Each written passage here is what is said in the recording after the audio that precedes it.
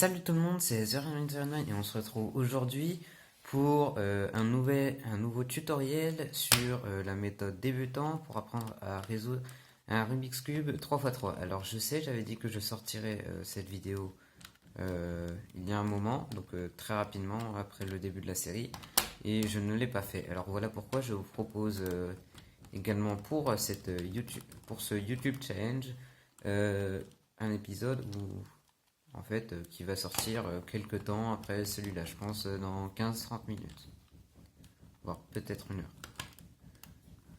En attendant, c'est parti. Donc au programme d'aujourd'hui, on va avoir pour apprendre à résoudre la dernière couronne ou la dernière face. Donc ça se compose en deux épisodes. Donc, j'ai mon autre Rubik's ici, où en fait on va voir comment d'abord retourner toutes les pièces jaunes et ensuite les positionner. Donc dans cette première partie de vidéo, justement on va voir comment retourner toutes les jaunes, mais d'abord dans cette première partie on va regarder comment retourner les arêtes correctement et ensuite comment positionner les coins. Ensuite on verra comment tout positionner correctement dans la vidéo qui suit, car il y a beaucoup de cas également. Donc c'est parti. Donc vous voyez que d'abord que j'ai remis mon Rubik's Cube comme il était, que là on va donc pouvoir le mélanger. Donc déjà on va pouvoir voir un premier cas. Voilà, comme ça on voit bien. Donc on a le premier cas où en fait on va avoir le centre jaune, et nous on va devoir venir positionner cela. Donc là on a eu de la chance car on en a déjà deux de positionnés. Sachez que si votre Rubik's Cube est bien monté, vous en aurez toujours deux, ou vous en aurez toujours soit aucun demi, soit deux demi, soit les quatre demi, mais jamais un ou trois. Donc là j'en ai deux demi correctement. Donc mon but ça va être du coup de retourner ces deux là. Si vous voyez bien, j'ai juste à les retourner. Et on s'en fout en fait des autres couleurs qui appartiennent à cette face. Donc là on a le premier cas, donc le cas le plus simple, on a celui-là. On a le cas inverse également, où en fait on a une barre de déjà faite. Et on a l'autre cas, non je sais pas si je vais réussir à le faire. Voilà. On a le dernier cas où on n'en a aucun demi. Et bien sûr on a le cas où ils sont tous faits correctement. Voilà, j'y arrive vraiment pas aujourd'hui, et on a les 4 demi, et les autres on s'en fout un peu en fait. Ok, j'ai trouvé le problème de mon Rubik's. Donc dans le premier cas on va avoir une technique tout simple. Donc je commence par lui parce que c'est le plus simple. On va avoir en fait une technique toute simple qui va se composer de 6 mouvements. Et donc pour l'autre cas, où en fait on en a déjà deux demi mais dans un autre sens, donc en barre comme ici, et bien ça va être la même technique mais inversée. Donc la technique c'est celle-là. D'abord vous allez tourner la face, donc vous allez faire F. Comme ça lui il va déjà être mis directement comme ça, donc on pourra le mettre comme ça. Sauf que du coup il faut aussi qu'on retourne lui. Du coup là je vous propose un autre mouvement, U. Ensuite vous venez et vous le remplacez ici. En faisant comme ça, donc U', après avoir fait le R, R' et F', vous le replacez correctement. Donc je vais faire la technique.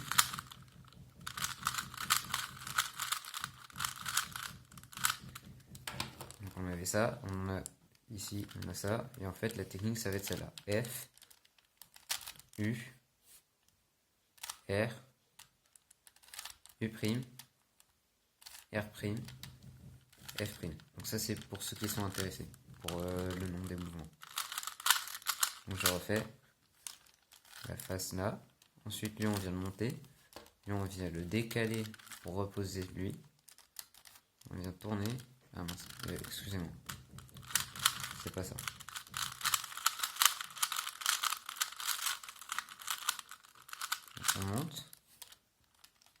Ensuite, lui, on vient le décaler. Lui, on vient le monter et en attendant, les deux là, on les remet là pour pouvoir tout reformer. On redescend et on remet. Voilà, c'est une technique toute bête. Donc là, je pense que je viens presque de vous montrer, mais pour celui-là, du coup, c'est l'inverse. Donc, on va venir monter, toujours monter. On va venir monter lui avant de tourner celui-là. Là, on va tourner. On va descendre. On va encore tourner par là. Et voilà. Donc ça, c'est dans un cas les plus simples. Si par exemple, vous avez aussi cette barre-là, vous voyez que si par exemple, je fais la technique F, R, U, R', U', F', si je fais la technique, donc j'ai bien ceux-là qui sont mis et ceux-là qui ne sont pas faits.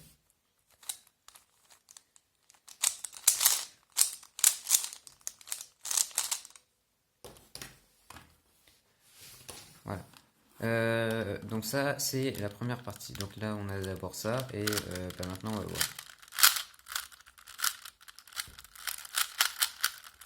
Maintenant, quand on n'en a aucun de mis, en fait, ça va être simple. On va d'abord faire la technique une première fois, donc n'importe laquelle, donc soit celle de l'angle, comme ça. Voilà. Et ensuite, on va pouvoir venir faire l'autre. Donc là, je monte, je tourne là, je tourne celle-là, je descends là, je tourne là et je descends là. Et donc, on a bien notre croix de fête. Voilà, donc c'est tout simple pour ce début de vidéo. Maintenant, la suite va être plus longue car il existe beaucoup de cas. Je crois qu'il en existe 7. Oui, c'est ça. Donc on va d'abord avoir un des cas les plus simples. Si j'arrive à vous le faire. Voilà. Donc ça, c'est vraiment le cas le plus simple parce qu'en fait, pour la suite, il n'y a qu'une technique à apprendre. Donc on peut varier en la faisant dans l'autre sens ou en variant seulement un ou deux mouvements. Donc pour ça, ce que vous allez faire, vous allez prendre là. Donc, voilà. Donc là, on a notre croix jaune de fête et en fait, on a un angle de déjà mis. Et là, on a 3 angles à positionner correctement. Donc ça, c'est vraiment le cas le plus simple. Parce que les cas, vous en avez plusieurs. Et donc vous avez le cas où vous avez 3 angles à retourner, les cas où vous avez 2 angles à retourner, et un cas où vous avez tous les angles à retourner. Mais vous n'avez pas de cas où, par exemple, il est tout seul. Donc le premier cas, c'est en fait quand on a ça, on a lui là, et qu'on a ce bloc là. Donc on va avoir la croix, on aura un de déjà retourné à droite, et un mal mis à gauche. Donc ce qu'on va faire, c'est qu'on va le prendre comme ça, de préférence, et ensuite on va faire la technique du belge. Enfin, le belge avec sa chaise. Voilà. Donc je vous mets encore une fois l'histoire ici, et je pense, si j'y pense, je la mettrai en description. Donc c'est parti. Donc là, ça va être de chaise. Enfin, le belge, il monte de sa chaise, il s'éloigne. Sa chaise, elle tombe.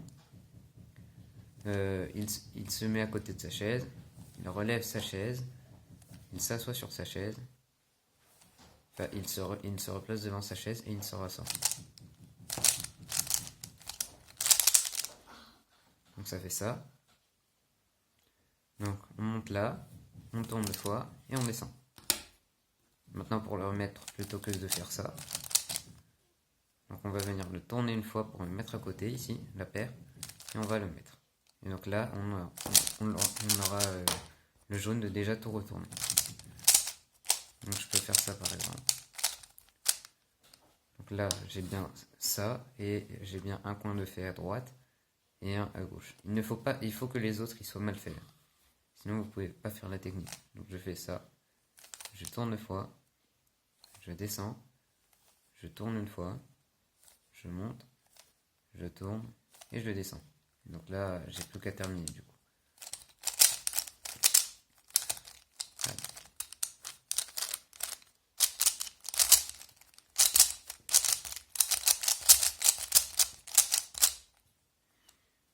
Maintenant aujourd'hui j'y arrive vraiment pas. C'est pas mon jour. Voilà, donc ça c'était le premier cas. Donc évidemment vous avez du coup le cas inverse après ça, où voilà, Voilà, donc en fait vous en avez un à gauche et un de mal fait à droite. Et pour ça, on a la première alternative justement, où en fait on va monter cette paire. On va la tourner à droite, enfin à gauche. Sauf que là, voilà, au lieu de le faire 2 fois dans ce sens-là, on vient le faire une fois dans ce sens-là. Donc on va descendre. On va le mettre ici. Ensuite on va monter, on va tourner 2 fois. Donc vous voyez que c'est exactement l'inverse. Donc si je fais cette technique par exemple, voilà, je tombe sur ce cas-là. Et j'ai juste à faire l'inverse pour l'avoir. Donc à l'inverse, si je fais la technique d'avant et que je fais celle de maintenant. Voilà, donc ça c'est un bon moyen d'entraînement. Donc là on a vu les cas les plus simples. Maintenant on va avoir un autre cas qui est quand même assez simple. Donc là on va avoir le cas là où en fait on a on n'en a aucune de mise et elles vont par deux. Quand je dis ça en fait c'est à dire que si on vient là, elles sont toutes les deux ensemble et que si on tourne de 180 degrés le Rubik's Cube, on a aussi les deux paires ensemble. Donc elles sont comme ça. Donc là je vous propose une petite technique toute simple. Il y a bien moyen de raccourcir mais je vous montre celle-là. Donc vous allez faire la première technique, donc celle-là, et vous allez tomber là-dessus. Du coup vous pouvez faire directement l'autre technique.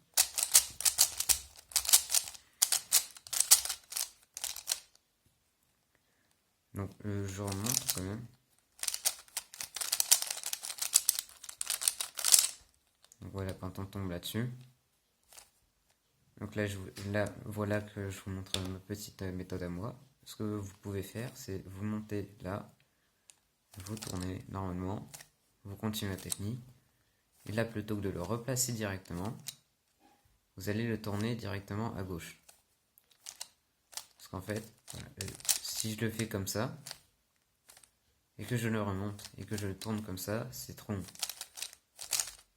Du coup, je vous propose cette méthode où en fait, ça va être exactement la même chose. Ça va être comme si vous le tournez et ensuite 2 fois. Et le raccourci, en fait, c'est de tourner directement comme ça. Ensuite, vous descendez et vous finissez la technique comme ça.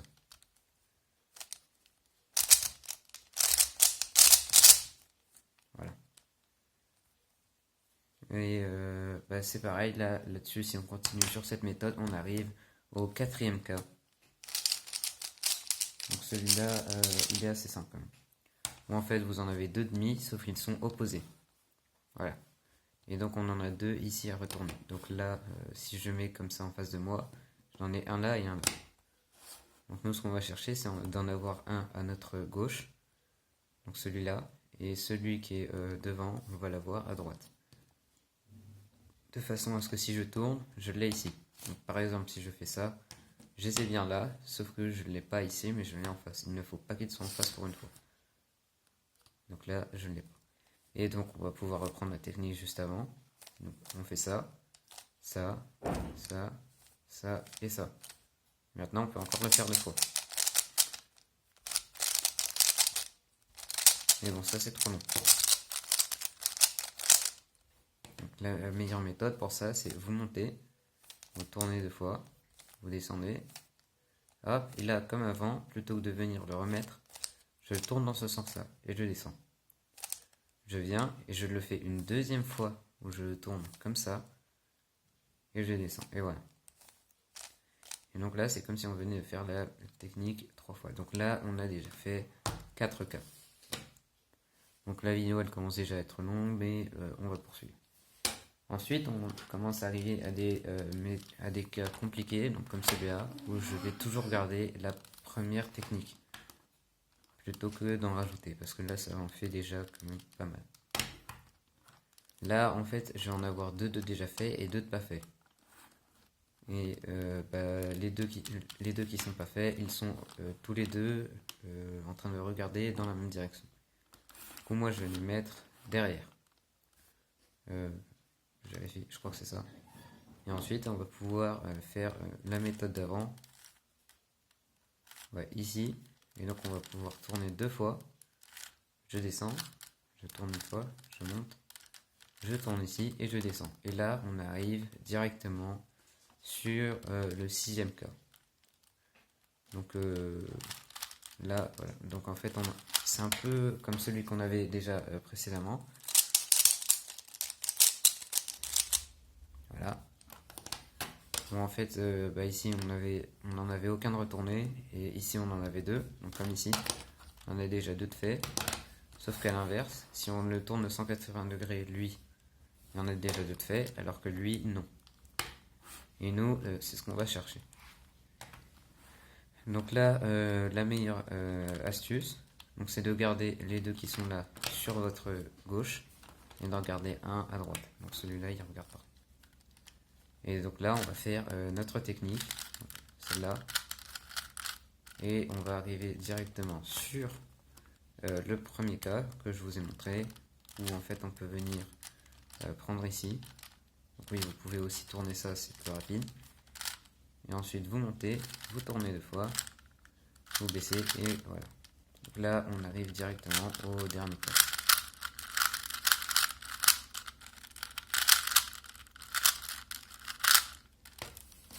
Voilà. Et donc voilà.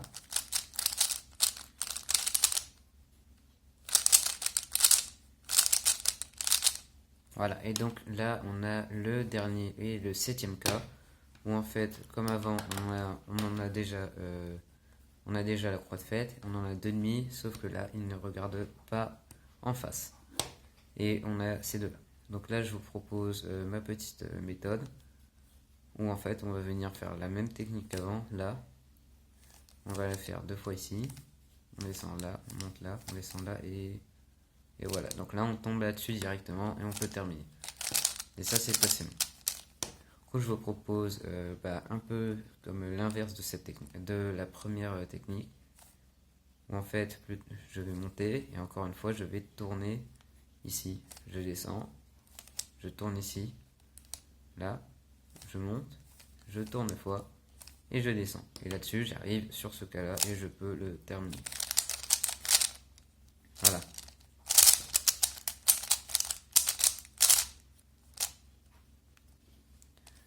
Donc c'est tout pour aujourd'hui. Là, vous voyez qu'en fait j'ai déjà terminé ça. Donc je vous propose dans la prochaine vidéo, donc celle qui sort dans peu de temps, de voir comment le terminer complètement, et ensuite vous pourrez garder ces techniques et vous pourrez devenir un pro du Rubik's. Juste avant, j'ai une petite annonce à faire, pas en rapport avec avec le YouTube Challenge, mais plutôt avec ce qui va arriver après. Donc après ce YouTube Challenge, ou peut-être à la fin, je sortirai une nouvelle vidéo sur du Rubik's, mais cette fois en 2x2 plutôt que en 3x3. Donc cette fois, on va un peu changer. Donc vous allez voir que la méthode débutante du 2x2 est très similaire au 3x3, et qu'en fait, si vous savez faire le 3x3, vous pourrez faire le 2x2. Voilà, c'est tout simple. Et si vous savez faire le 2x2, vous pouvez presque faire le 3x3. Mais bien sûr, je vais faire que la méthode débutante pour l'instant. Voilà, donc c'est déjà la fin de cette vidéo. Je vous rappelle que si vous n'êtes pas abonné, vous pouvez toujours vous abonner en cliquant sur la cloche de notification également pour recevoir les notifications en temps et en heure. En attendant, moi je vous dis salut, c'était Zerman, à bientôt.